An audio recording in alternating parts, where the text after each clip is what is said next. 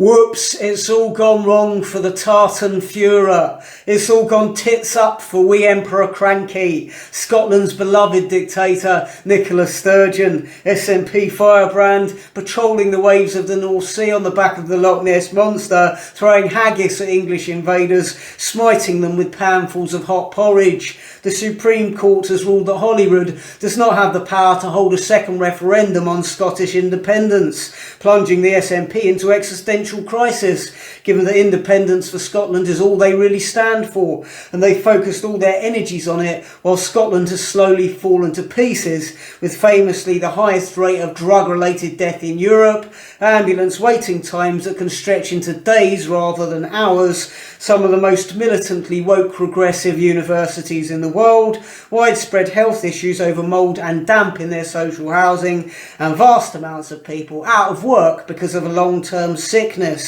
These are self-imposed problems for Scotland.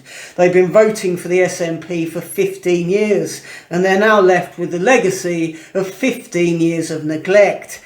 In Scotland, of course, it's somehow acceptable to elect a nationalist party, whereas in England, wherever a nationalist movement pops up, they're quickly ridiculed, suppressed, and if at all possible, their leaders are carted off to prison.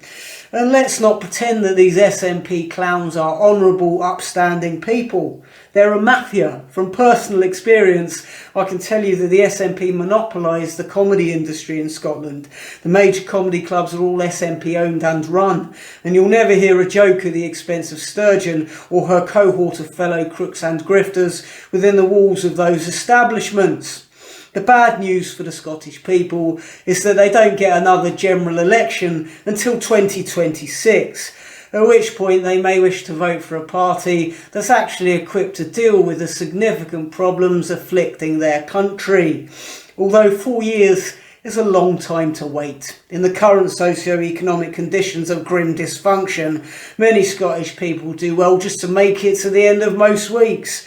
With the current cost of living crisis, home energy crisis, NHS crisis, a rampant inflation of food prices, the likelihood is that many people in Scotland aren't going to survive long enough to make it to their polling station when the opportunity finally presents itself.